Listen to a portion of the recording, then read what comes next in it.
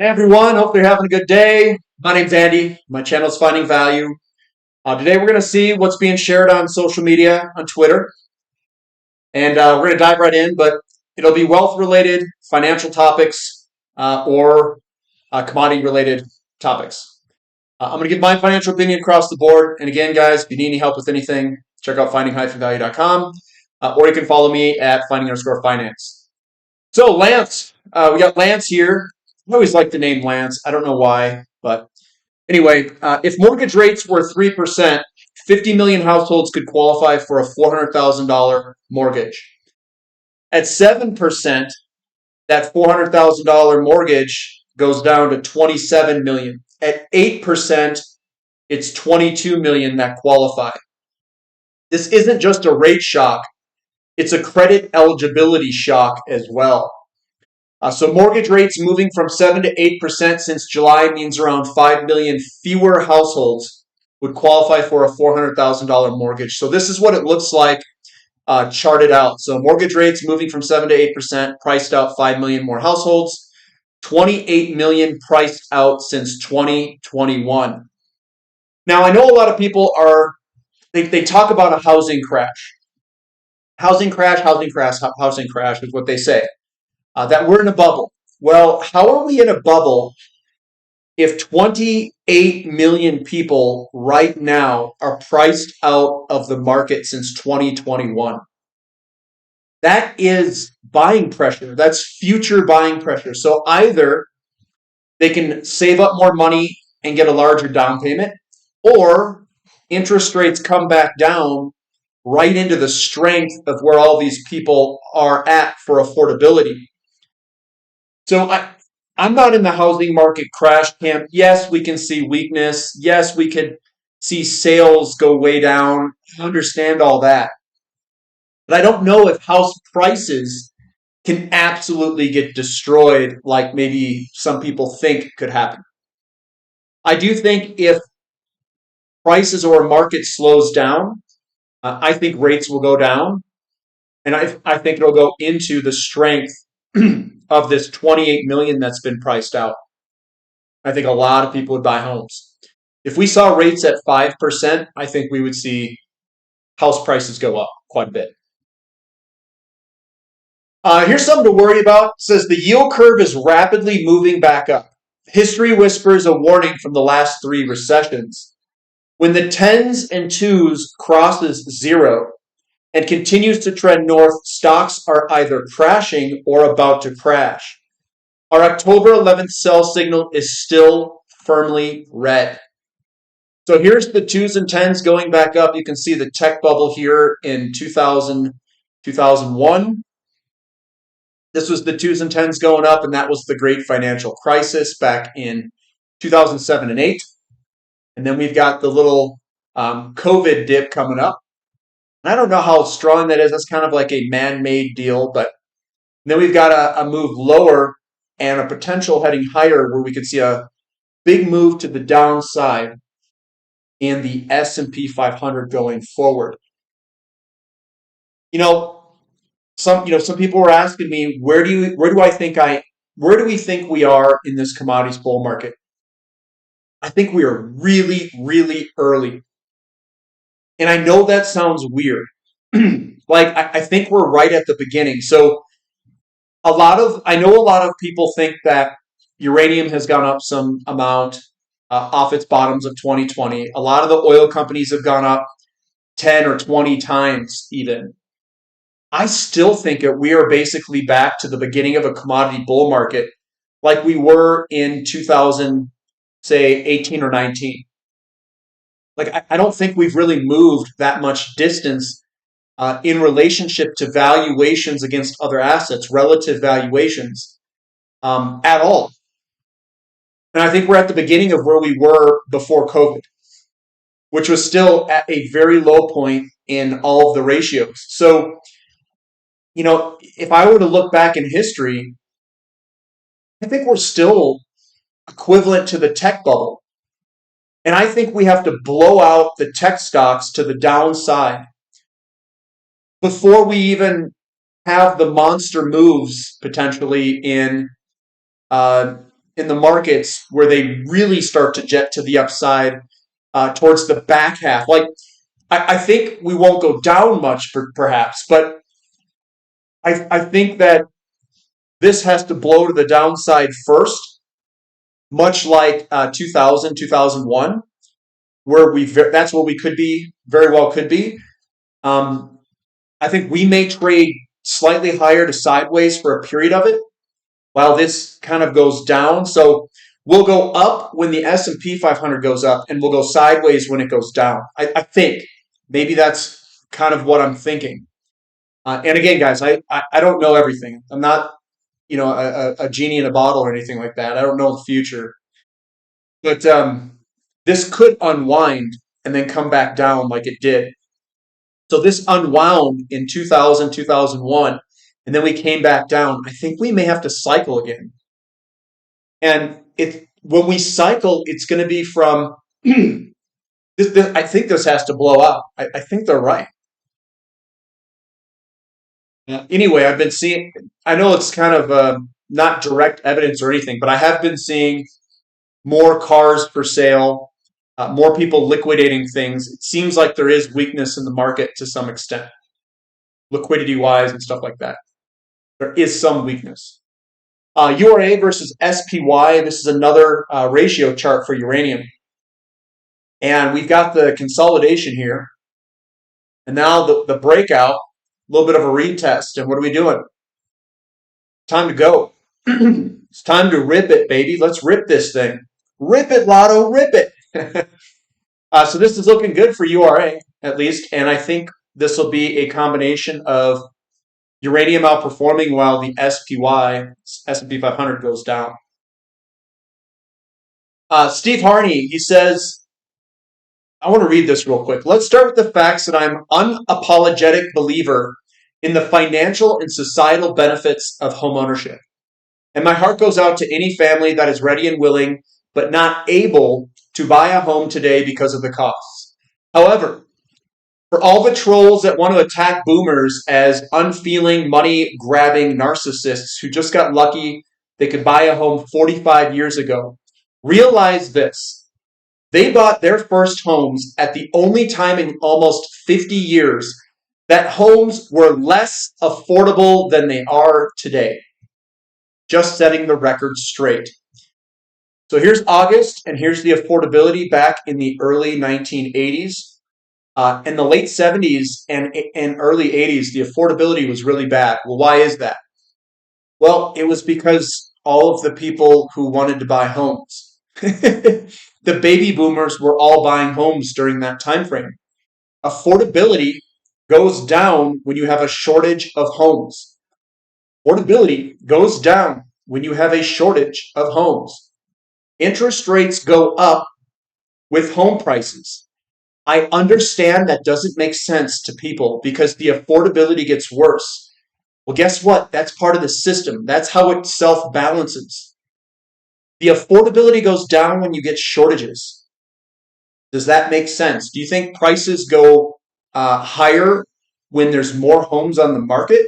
No. When homes are less plentiful, and so the way that this thing all gets kicked off is you get more loans in the system against more homes, and that is where inflation comes from. So as there's a larger demographic going into home buying years, the inflation kicks up, then the interest rates follow. That's the cycle. And that happened in the 1970s. Bullish trend, he says, in an effort to refill the SPR faster, the Department of Energy has announced monthly solicitations to buy crude at $79 per barrel going out to May of 2024, with hopes of buying up to 6 million barrels for December and January delivery. Now we have a floor, time for repricing. Many exploration productions have a $75 model. So the DOE, Department of Energy, is putting a floor at $79 a barrel. They're going to go out and buy 6 million barrels for December and January. That's not going to do all that much, guys. They need to buy a lot more to fill up that SPR if they're going to fill it up. But guess what? That just means extra demand. for oil. And prices aren't going to stay down. They're going to go way up. ARK Innovation, Kathy Wood. Total disaster of a technical chart. As I warned some time ago, the party moved elsewhere nearly 3 years ago. So when interest rates were going down, they did QE, they printed a bunch of money, had a orgy over here in March of 2020. That included Kathy Wood's ARK Innovation ETF. But as whale oil and oil never going over, what was it, $20 a barrel again or $35 a barrel, whatever she said, she blew the whole call. She blew it completely. This is interest rates destroying her fund. Why did they destroy this fund? And it looks like it's going to continue to go lower. This is a continuation pattern. Rejected at a critical resistance, bearish rising wedge. What happens is when you come back down and you have a continuation pattern, they generally tilt upward, like a rising wedge, a rising channel, a bull flag. Bull flag would be a bear flag in this case. And we've broken that to the downside. So what's going on here is interest rates are destroying her growth stocks. I've heard her talk about how we're going to have all this massive deflation. I don't know if she understands where inflation comes from. I think that's my only thing. I don't even know if she understands what prices her stocks. Because what prices her stocks is interest rates if you're in high growth technology companies. If we continue to go up in interest rates, her fund is going to get absolutely slaughtered. This is also, if I were to pull up, let's do it real quick. If I were to pull up TNX, which is the 10-year yield. Here's the 10-year yield. I back out on it, right? All this is going to be a gigantic flag pattern.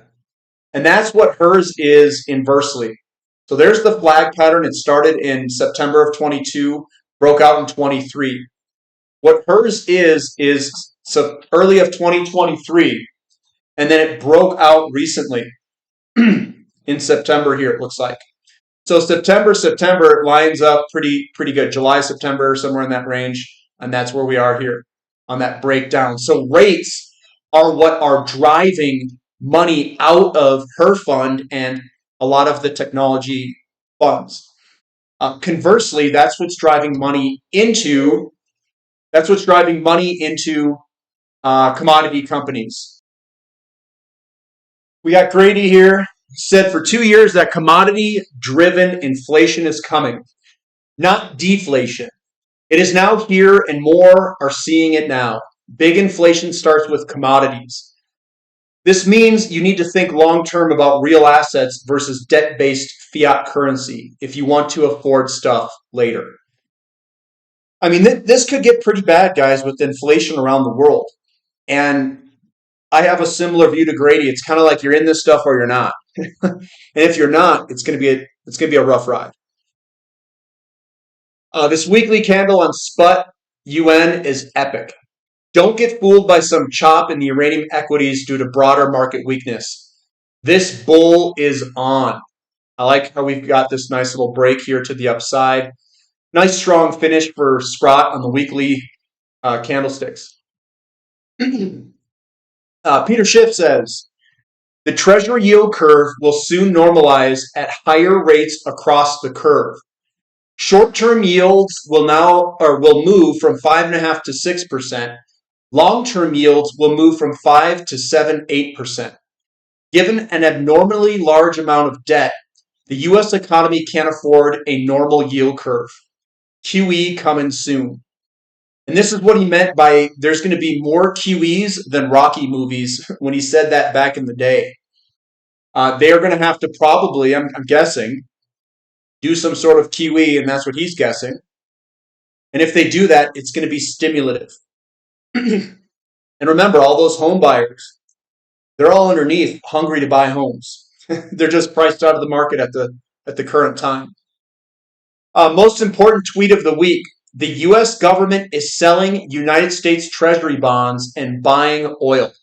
That's the refilling of the Strategic Petroleum Reserve. They're trying to refill it at, what was it, $79 a barrel. Here's gold for a massive bullish run. John Hinster. So what we've got here is the bullish Hikake pattern versus the bearish Hikake. Is that how you say that? Hikake? Well, we're going to go Hikake over here on the right from a bullish Hikake. It looks fantastic. Big bullish engulfing here on this pullback. We are closing very strong. And hopefully we can rip to the upside here. I think this looks fantastic, guys. I am getting incredibly bullish on gold and silver and platinum. And the companies, I hope they follow. I've been watching the XAU to gold ratio. I so hope they rip it here, because then I am going to take big positions as they break their downward trend lines. I think they're coming from a really cheap level, and I think we could see a very good move in gold. I'll just say that. Globally, gold has broken out of its 3-year consolidation. So this is a 3-year consolidation. This is the flagpole. This is your breakout and backtest is complete, and we are heading to the upside against world currency units. So that's what it looks like. This is super bullish for gold and silver. Remember silver. Silver's got the 50-year cup and handle pattern. That image is burned into my mind. I am going to play that like no other. There's no way I'm going to miss that silver cup and handle pattern. So all I'm doing is, I loaded up on the physical metals. I'm loaded to the gills there. Now I'm watching the mining companies. I want to load up there too, because if we get a gigantic bull market run in silver where it goes to like $200, $300, $400 for whatever reason, stimulative measures, currency debasement, the combination of people getting scared of inflation and all that stuff, whatever the reasons are, I don't really care. I think the silver miners could just do some crazy, crazy moves. I'm talking crazy moves, guys. I know a lot of people say, or they ask me, what today in the market is like SM Energy was in 2020. What I'm going to tell you is, I think some of these silver companies have the potential to do something similar. We just need to ensure that the silver market is going to take off, like it follows and tracks the price of silver. Some of the bull markets in history, like from 2005 onward, I think, the gold and silver mining companies didn't track the underlying metal that well. Some of them underperformed.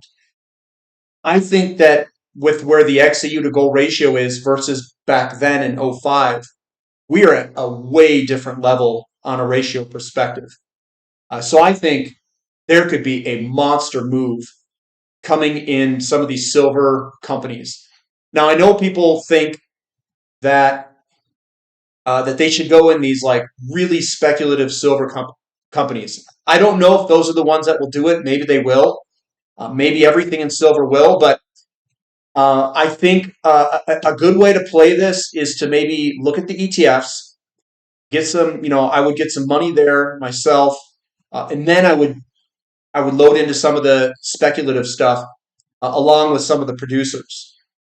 I would carry a breadth of this to ensure that we capture the move. And I'll talk about some of those companies during the Sunday recap there with what silver companies I'm playing it with myself, and the charts that those things possess. Because if gold's breaking out here, silver will most likely follow next. Silver is cheap on a ratio basis to gold, and I think there's just going to be a really good opportunity in some of these gold, silver companies at some point. So coming on down to silver, unless we can clear 2330 now, we are going to break down from that green support. I don't know about that. I think we are probably going to head higher here, but let's watch and see. Let's wait and see. Let's see if we can get some breaks here to the upside. Again, Tavi says gold above 2,000 an ounce. Now repeat after me. Triple tops never work. And there's the triple tops in gold and how we're about to break to the upside in that. Another one from Tavi. He writes, gold to hit record levels in 6 different major currencies. Euro, British pound, Chinese yuan, Australian dollars, Japanese yen, and Korean won. Yuan and won. And here we are, gold versus other major currencies. It is ripping it against everything. So where do you think someone should be? Probably looking at gold and precious metals. Another thing that people I don't think they're thinking about, if the U.S. debt, bond market, if there's problems there, people are going to need to find another safe solution. This here is your solution, gold. So gold is going to start to outperform everything as humans and governments become more skeptical of holding wealth in treasuries and bonds. With an increasing interest rate environment, everything changes in terms of that paradigm. With a declining interest rate environment, treasuries are great, especially if you're at a very high interest rate and they start to decline. Those who buy bonds at very high interest rates are going to absolutely kill it. But interest rates are going up, not so good for the bond market. Gold is starting to sniff that some sort of yield curve control measure is inevitable. That's also why we're seeing, I think, Bitcoin and Ethereum go up, potentially. The government can't keep exponentially worsening its debt problem while the Fed deliberately increases the cost to service it. We are facing a trifecta of macro imbalances, and ultimately, financial repression must be restored. So this is the U.S. government debt to GDP. It's obviously, I think, greater than that, 98%. S&P 500 cyclically adjusted price to earnings ratio, 99%, historically high levels. U.S. consumer price index year-over-year change way up, 88%. The trifecta is what he calls it. Grady talking about precious metals are in a resumed secular bull market. Could this silver chart be any more bullish? Not really. And at present, it has a bullish reversal candle at gray support line. Get out of the rat race opportunity. You are seeing this. Do play it right. So this is that 45-year cup. There's the handle. This chart has been burned into my mind. And we've got a nice little wick on the bottom there. And we did perform well today. First, I had a picture perfect quintuple, I can't even say it, quintuple. Support backtest to pink handle, ARK, black line, gray line. Blue line plus fib 62%. That is stylish. Then it formed a huge bullish blue expanding falling wedge as backtest pattern. This is going to be big, guys. It's going to be big. URNM looking fantastic on the Hakanashi. The uranium miners on a monthly Hakanashi candle chart looks as bullish as it gets. Looks fantastic for uranium. And that's what I shared last time. So we'll stop it there, guys. That's what I've got for today. Thumb up for the content. Subscribe to the channel. Subscribe to the website if you guys like to. We have a Sunday Platinum question and answer session at 5 p.m. for anyone who's a member. That's when it is. And we'll see you there. Bring your questions. All right, guys. That's all I've got for today. It's finding value.